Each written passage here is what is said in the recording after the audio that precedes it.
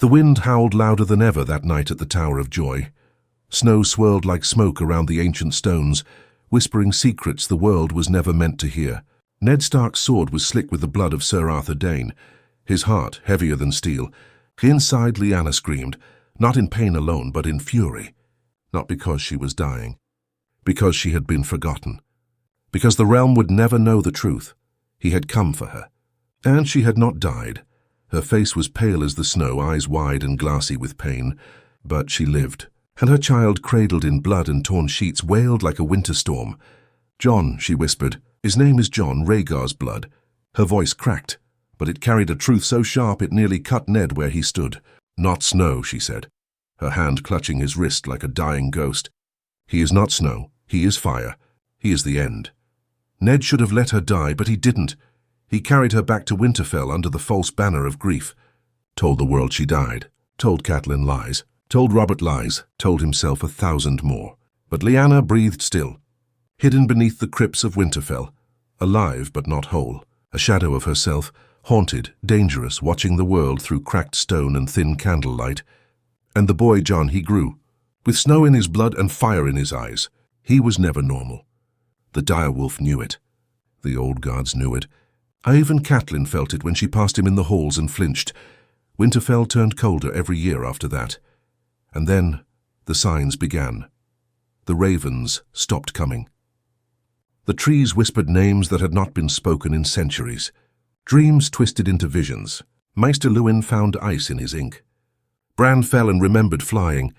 Arya spoke of wolves in her sleep. The north began to rot slowly at first. Crops withered before harvest. Animals were born wrong. Calves with no eyes, wolves with 2 heads, crows that spoke in human voices.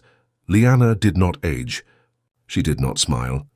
She sang sometimes, songs from their childhood, but the words were bent, the melodies stretched. She never left the crypt. Jon would visit her. Only Jon. He called her aunt in public, mother in secret. She called him the last. Her mind frayed more with each year. She spoke of burning cities, of dragons flying backward through time, of kings crowned in fire, and of ice that would consume the world, beginning with the north. No one listened to the signs. When Robert came to Winterfell, Lyanna remained hidden. Jon stood among the bastards and banners, his eyes burning behind cold silence. The king's laughter didn't reach him. His mother's name turned bitter in Robert's mouth when he looked at Ned. He felt it somehow. That something was wrong here, but he was too drunk on power and regret to look deeper. When Jon went to the wall, the snow followed him like a curse. Ghost was the first to change. His eyes became mirrors. No color, just reflection. And when the dead rose in the far north, Jon did not flinch. He didn't scream. He whispered to them, in a language no one knew. And they stopped. Ned knew it then.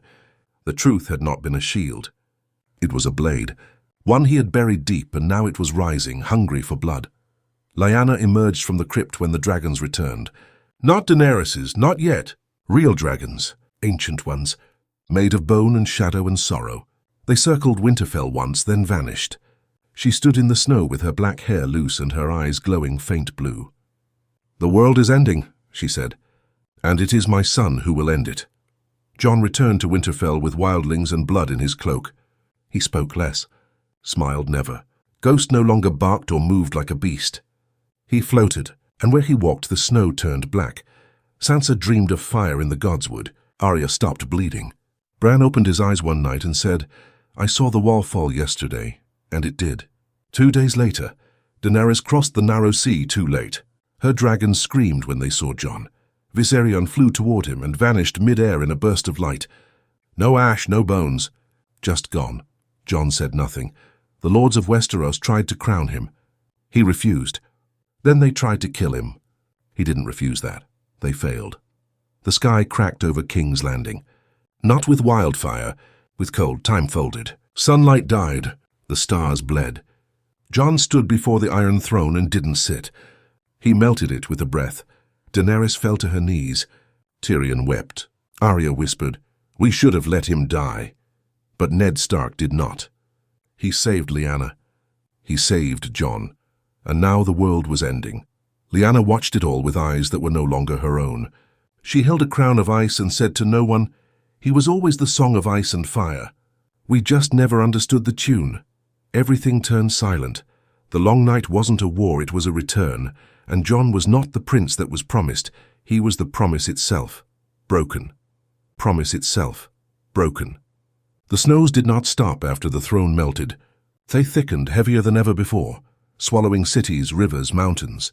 The narrow sea froze solid within days. Ships were locked in place like toys beneath sheets of white glass. Ravens went blind mid-flight. Wolves fled south, screaming like men. And the people, they prayed to old gods, new gods, any god. None answered, because none remained. Winterfell was the last to fall. Not from siege, not from war, but from within. The godswood turned to glass. The weirwood tree, ancient and red, bled until its bark dissolved. Bran stopped speaking. One morning he simply floated above the ground, eyes empty, whispering nothingness into the cold. Arya stabbed him, thinking it mercy. He didn't bleed. He just smiled. Sansa tried to rally the bannermen. There were no bannermen left. Only whispers on the wind and figures in the snow. Too tall, too thin. Their faces stretched over bone like melted wax. They didn't attack. They watched, waiting. Jon stood at the heart of it all, silent as death. When the Night's Watch collapsed, he walked through the broken gate of Castle Black, not as Lord Commander, but as something else. The Black brothers turned on each other the moment he stepped into the courtyard. Sam tried to stop it, tears in his eyes, begging Jon to speak. Jon said nothing. Sam died choking on frost that grew inside his lungs. Master Aemon had warned him. Targaryens are fire-made flesh. But you, boy, you are something older. You are the first flame turned backward. At Dragonstone, Daenerys lit every brazier, every pyre, every dragonfire trap. She wore armor soaked in oil and ash. When Jon came, she didn't speak. Drogon roared. Jon didn't flinch. The beast bowed before him, tail limp, wings folded. Daenerys screamed in fury and launched herself at Jon with a Valyrian blade. He kissed her, and she burned from the inside out. Tyrion saw it from a tower window. He wrote one final letter before hanging himself with his hands pinned. It read only, "We were wrong. He is not ice, he is not fire, he is silence. In the riverlands the trees wept. In the reach flowers bloomed black and drank blood. The Dothraki carved open their own horses, begging for signs. The Unsullied turned their spears on each other, until the sand drank all their names. Across the sea, in the ruins of Valyria, the stones cracked. A whisper, one long ancient name, rose from the deep. Not Jon Snow, not Aegon, something older. Something forbidden. Jon never smiled, not once. But when he returned to Winterfell the final time, the snows parted for him. The crypts opened before his feet. Lyanna stood, dressed in her wedding gown, her eyes milky and full of stars. "Did you bring the end?" she asked. He only nodded. She kissed his brow, and Winterfell exploded in silence. No fire. No rubble, just absence. The land where it had stood became a crater of still air, a perfect circle of dead calm while the rest of the world screamed. The wall melted. Not like ice, like time unraveling. Villages aged and rotted in seconds. Children grew old and turned to dust in their mothers' arms. Ghost cities stretched upward from the sand, lived entire lifetimes, and crumbled all within the blink of an eye. In Old Town, the Maesters wrote and wept. One cut out his own tongue and fed it to a rat, whispering, "He is rewriting the song." Another jumped from the high tower's top, shouting, "He's making us forget." And they did. Names disappeared. Histories rewritten. The Targaryens never existed. The Andals never crossed. The First Men became myths. And Jon, if that was still his name, stood atop what used to be the Eyrie and watched stars fall like tears. Arya found him there. She was different now, thinner, quieter. She had crossed the sea, lived 1,000 faces, but none had prepared her for this. "I want it to stop," she whispered. Jon looked at her. Something like pity flickered in his eyes. "I know," he said. She tried to kill him. Needle struck true, but the blade passed through him like shadow through fog. He didn't strike her. He kissed her brow and she forgot her name. When Tyrion's letter was finally found, by no one in a time that no longer remembered what paper was, it was read by a voice that had never been born. The voice laughed. Lyanna sang her lullaby again in the ruins of the world. This time she sang to the stars, to ashes, to ghosts, and Jon. He walked the land alone, where nothing breathed, nothing moved, and time stood still. Every step he took was the end of something, because Ned Stark brought back Lyanna, because Jon Snow lived, and now the world would never be whole again. Time no longer moved in straight lines. It looped, cracked, vanished, and returned again. People remembered things that never happened. Mothers awoke screaming for children they never bore. Castles appeared overnight and dissolved by dawn. Birds flew backward.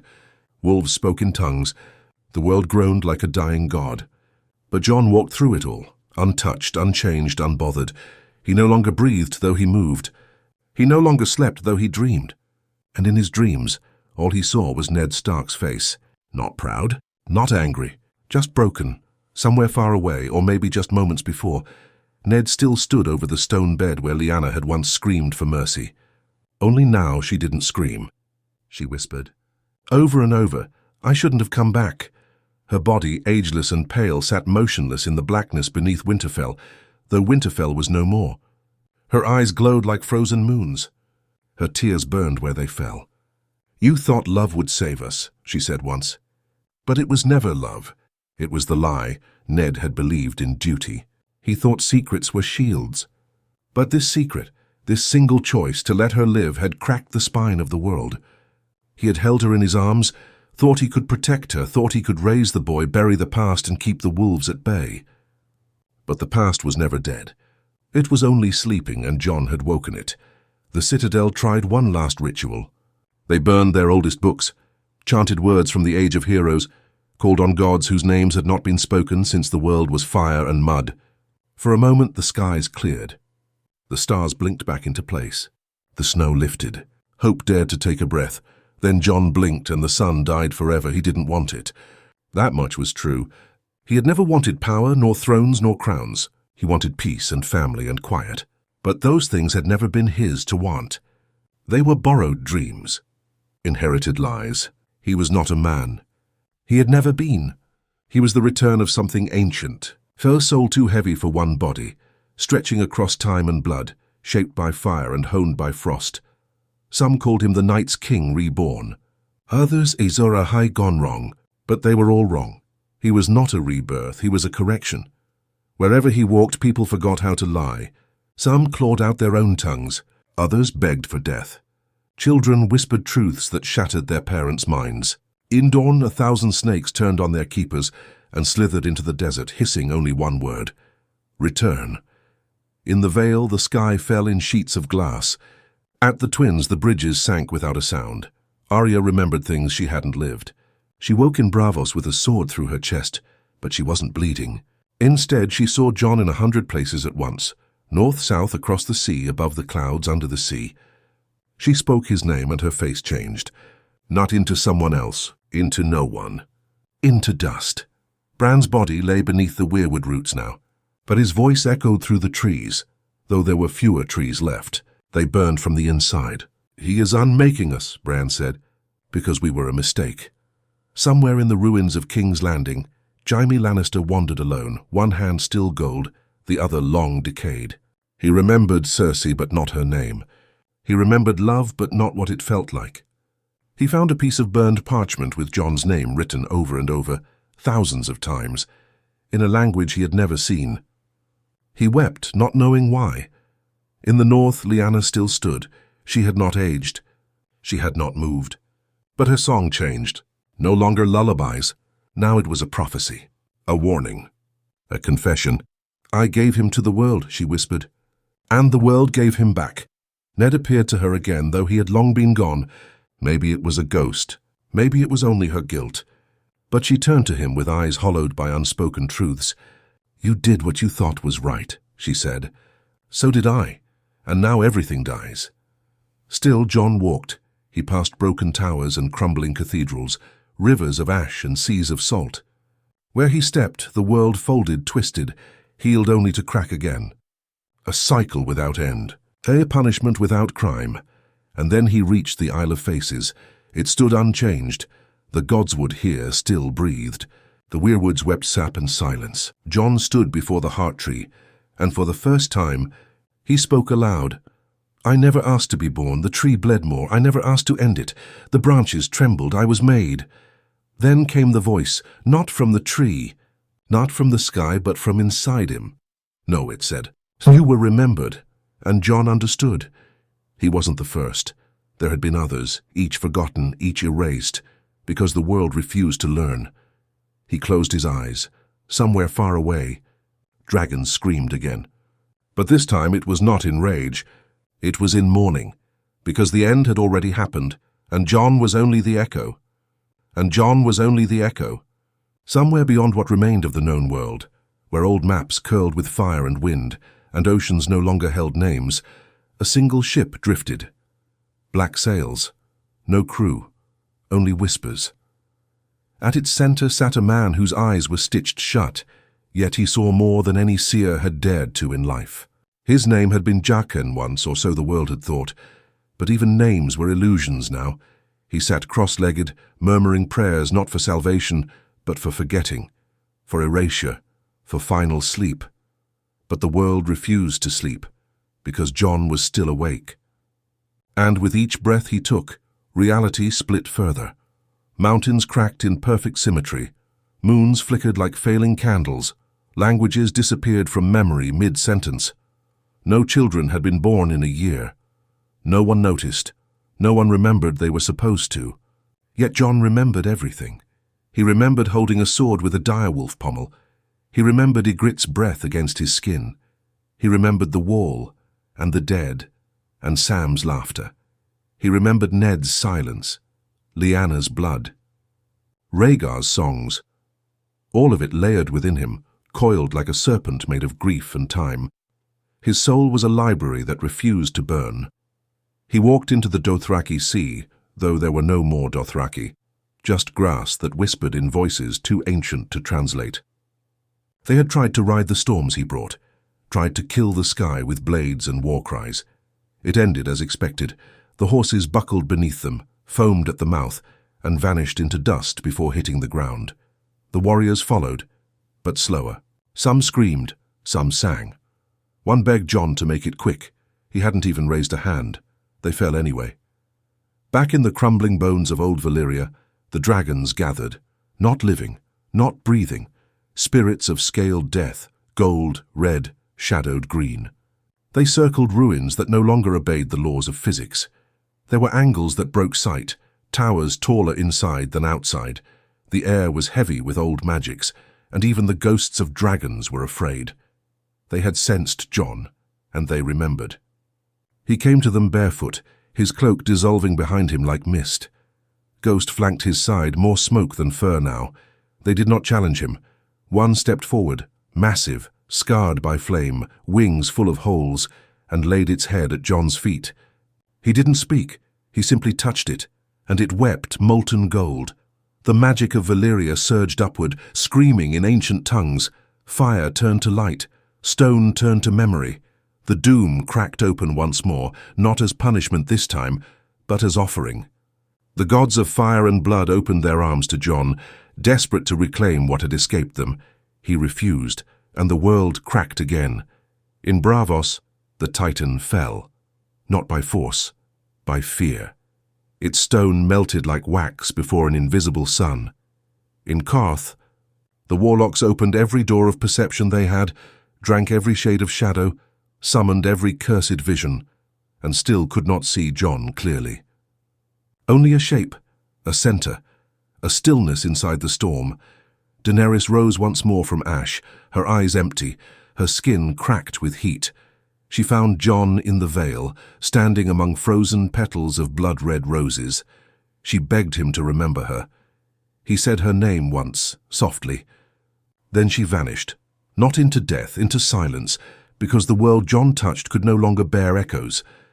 In the crypts of Winterfell, what little remained, Lyanna's stone statue had started bleeding. Actual blood. The face had warped, mouth open, as if mid-scream. Ned's statue had crumbled. Catelyn's was gone altogether. Bran's eyes, in some distant spirit realm, blinked open. He saw everything, and wept as if he was still a boy who had fallen from a tower.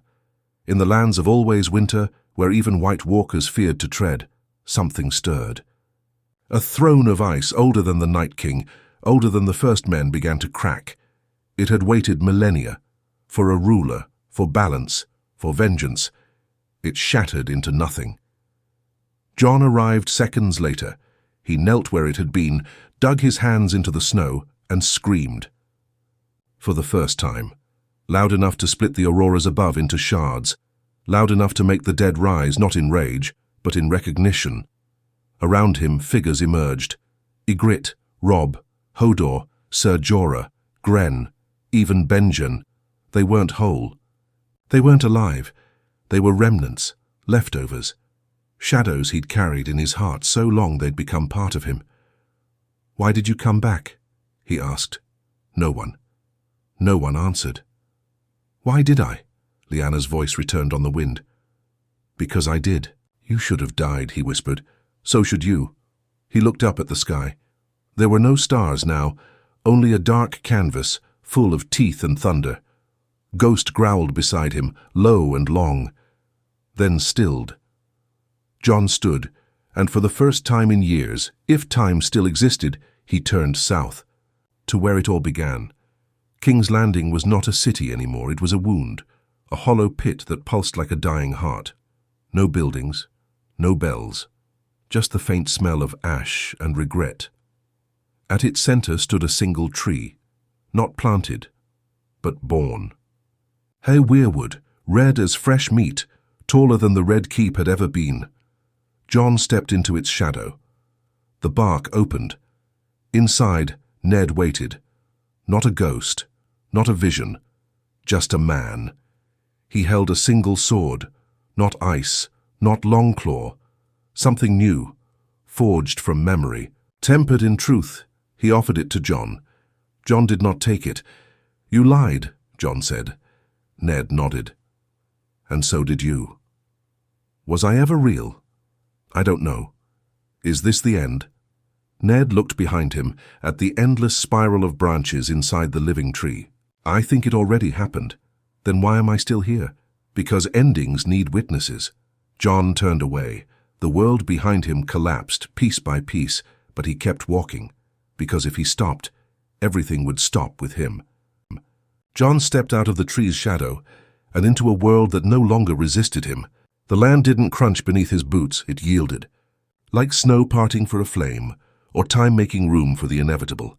There was no longer resistance, no longer chaos, just an eerie calm, as if the entire world had taken its final breath and was waiting to exhale. But it never did. He walked the bones of Westeros like a god, though he had never wanted to be one. Fields of fire kissed his heels. Seas of ice shimmered in his wake. Cities reformed only to collapse again. Names rose and fell like waves on a poisoned shore. Bastards became kings for seconds before turning to dust. Every myth played itself out one last time and then vanished. The Iron Islands were gone now, swallowed whole by a screaming ocean that turned black when it touched Jon's presence.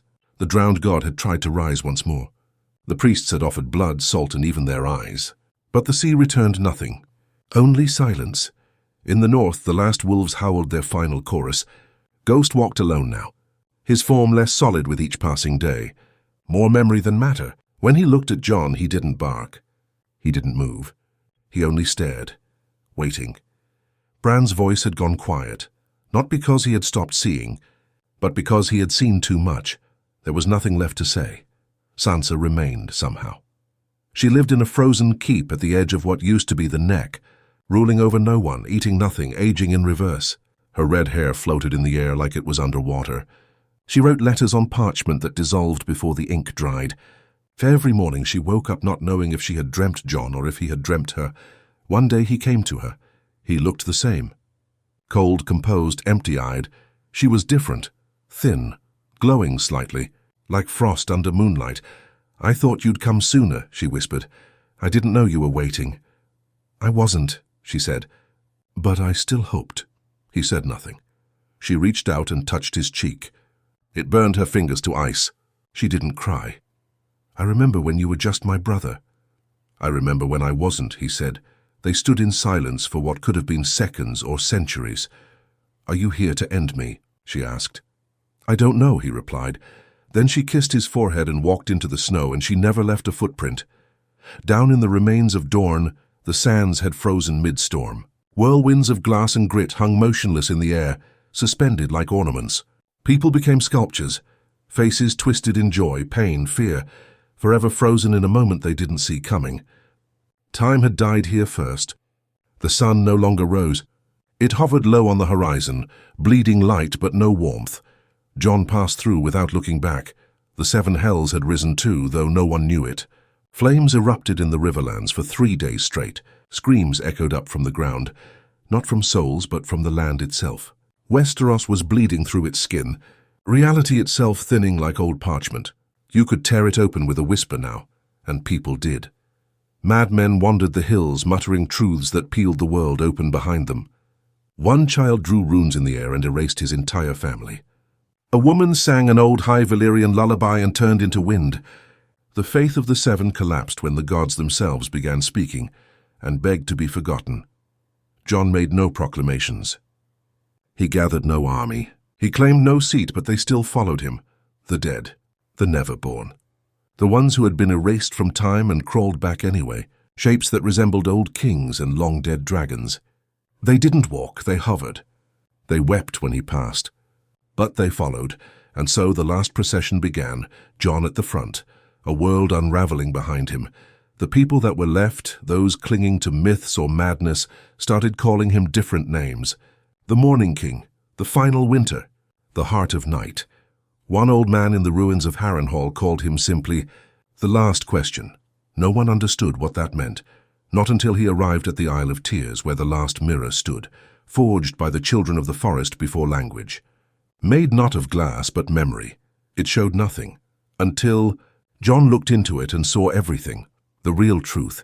He was not Rhaegar's son, he was not even Lyanna's. He was a vessel, a container for something too old to die, too dangerous to be forgotten. He had been made from fire, shaped by blood, hidden inside the lie of a prophecy. Bran had seen it once, long ago, but had turned away. Sam had read it once, but the page burned in his hands. Jon had lived it, and now it was all he had left. He touched the mirror, and behind him, the world folded in half, sky into ground, ocean into cloud, light into silence. He turned. There was no one left, only Ned, again, but not the man he remembered. Not the quiet warden of the north. This Ned was skeletal, his eyes hollow, his voice wind. "I should have let her die," he said. Jon looked past him, to a door that wasn't there. Moments before, it pulsed with something ancient. Not evil, not divine, just final. "Am I the end?" Jon asked. "You were always the answer," Ned whispered. But no one knew the question. Jon stepped forward. The door opened and light poured through, but not white. It was the color of everything that had ever been forgotten. Jon didn't speak. He simply walked into it, and the door closed. Behind it, and nothing remained. Not fire, not ice, not even memory. Fire, not ice, not even memory. And so silence reigned. Not the quiet of sleep or the hush of snowfall, but the kind of silence that comes when there's nothing left to silence. When even echoes give up. When time refuses to tick forward because there's nowhere left for it to go. The world had not ended in fire, nor ice, nor war. It had ended in memory, in a choice, in a name that never should have been spoken, and a boy that never should have been born. Jon was gone, not dead, not vanished, just removed. As if someone had plucked him from the page of history and erased every line he'd ever touched. People began to forget not just who he was, but that he ever existed. The North no longer remembered a bastard boy at Winterfell. The Night's Watch never called a Lord Commander by that name. Daenerys's dreams turned silent. Arya's blade grew cold. The land, what was left of it, began to repair. Slowly, hesitantly. Valyria sealed its wounds in molten stone. The sea unfroze. Flowers, strange, glowing, whispering flowers, sprouted in the ruins of Harrenhal. In the godswood of the last weirwood grove, a single branch unfurled, pure white and pulsing softly, as if breathing for the first time. And deep beneath the shattered remnants of Winterfell, a faint heartbeat returned.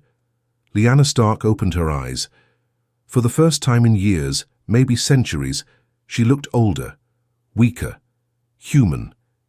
She stood alone in the crypts, barefoot on frozen stone. Her dress hung in tatters, her skin pale as a ghost.